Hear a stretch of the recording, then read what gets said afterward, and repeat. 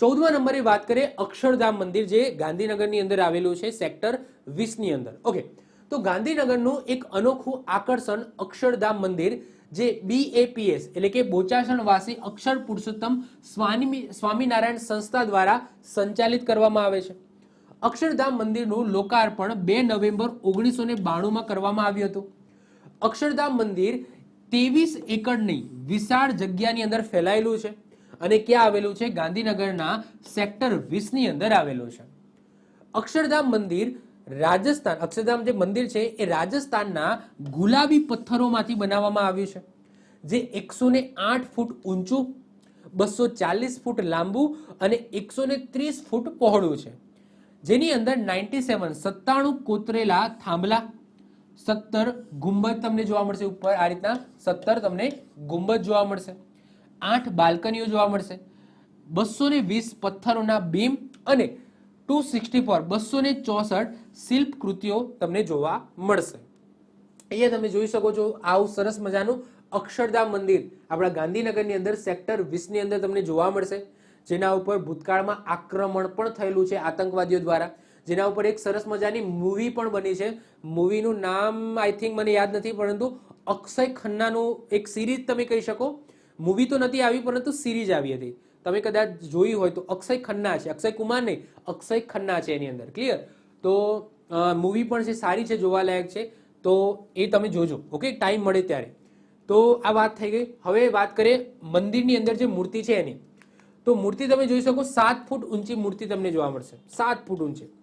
તો અક્ષરધામ મંદિરની અંદર 7 ફૂટથી પણ વધારે ઊંચી સોનાના પાંદડાવાળી ભગવાન સ્વામિનારાયણની પ્રતિમા તમને જોવા મળશે, જેનું વજન 1.2 ટન છે. ઓકે, 1.2 ટન છે. મંદિરનો પહેલો માળ છે એને વિભૂતિ મંડપમ કહેવામાં આવે છે. જે પહેલો માળ છે ને એને વિભૂતિ મંડપમ કહેવામાં આવે છે. એના પછી ત્યાં તમને શું જોવા મળશે?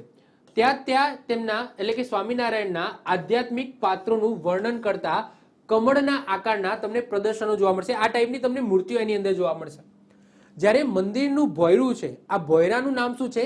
તો પ્રસાદી મંડપમ.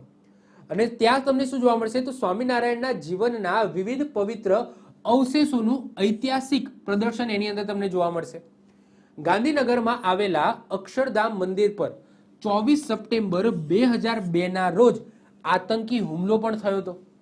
અક્ષરધામ મંદિરમાં જ્યાં NSG કમાન્ડો ઉતારવામાં આવ્યા હતા, અક્ષરધામ મંદિરમાં આવેલ વોટર ફાઉન્ટેન શોમાં કઠોપનિષદમાં આધારિત યમરાજ અને નચિકેતા એનું જે સંવાદ છે એ દર્શાવવામાં આવે છે. આ મેં જોયેલો છે, કારણ કે હું ગાંધીનગરની અંદર રહું છું, તો ઓબ્વિયસલી મેં પણ આના મતલબ કે આની વિઝિટ કરી હતી આજથી 2 કે 3 વર્ષ પહેલા.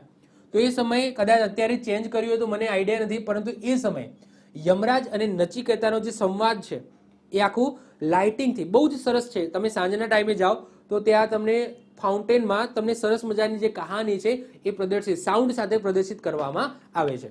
તો આવું સરસ મજાનું મંદિર તમને ક્યાં જોવા મળશે? ગાંધીનગરની અંદર અક્ષરધામ મંદિર તમને જોવા મળશે. ઓકે, આવી જ રીતના ઓછા સમયની અંદર મહત્વપૂર્ણ નોલેજ મેળવવા માટે અને મને સપોર્ટ કરવા માટે આજે જ આપણી YouTube ચેનલ ટીચિંગ કિશન ક્લિપને સબસ્ક્રાઇબ કરો.